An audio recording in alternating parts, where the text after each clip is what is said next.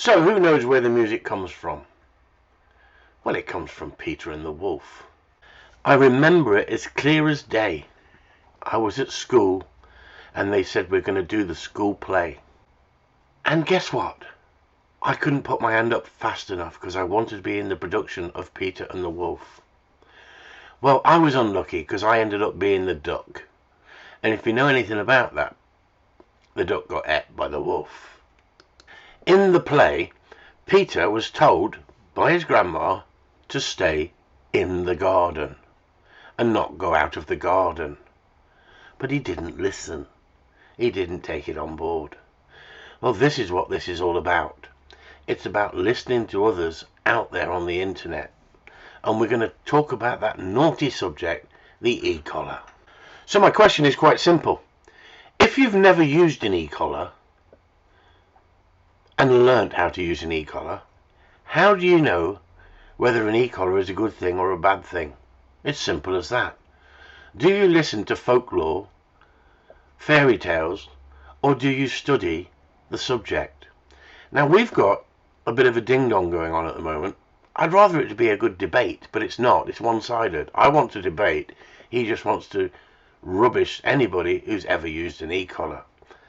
And it's not stimulating having a discussion with someone who wants to give their opinion but doesn't want to have a proper debate.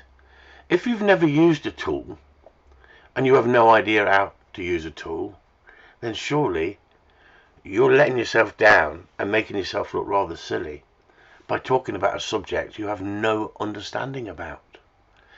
Everybody's entitled to their opinion, but what I can't believe is the comments that come from this person who's been successful in the gun dog world with Labradors. He's known for speaking his mind. I don't mind that, but doesn't want to have a debate with me. Well, that's the sad thing about it, isn't it? When people see that you could be a threat if you debate with them, they don't want to debate. They'll come on and bitch, but they don't want to debate. So I'm going to try and narrate what was said. And I'm going to try and withhold the person's name because it's not a personal vendetta against anyone. And everybody's entitled to their opinion. And we were talking about the e-collar, and because it's a subject that everyone's talking about at the moment. And the person says the problem with the e-collars have been abused over the years. One trainer, so-called, was seen doing this last year. They are now banned. I don't understand why from 2024 and not now, ? Anyone who reverts to using these to control a dog is not a trainer. You train dogs with love and kindness and treat them like children.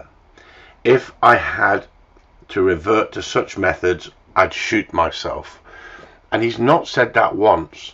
He said that a number of times, that if he had to revert to using an e-collar, he would shoot himself. I think he should be very careful with what he says, because the words could be taken that you're coming across as unstable. But that's another subject. So this is what I said back to him. I used to think that people that have been successful know what they talk about, but I've been in this game too long to know it's not. Smoke and mirrors comes to mind, and then once in a while I think some people don't use smoke and mirrors and just believe in everything that comes out of their own mouth and inside their head.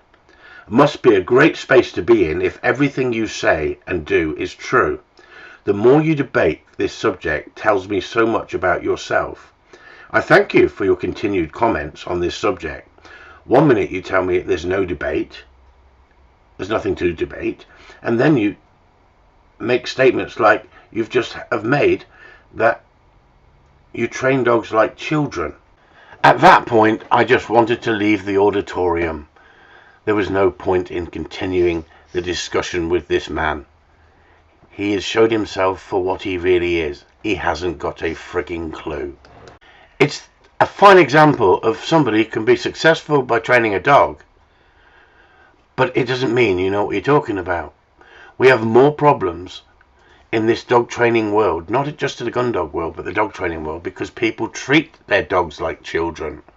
Dogs are not children. Somebody really needs to explain to this man.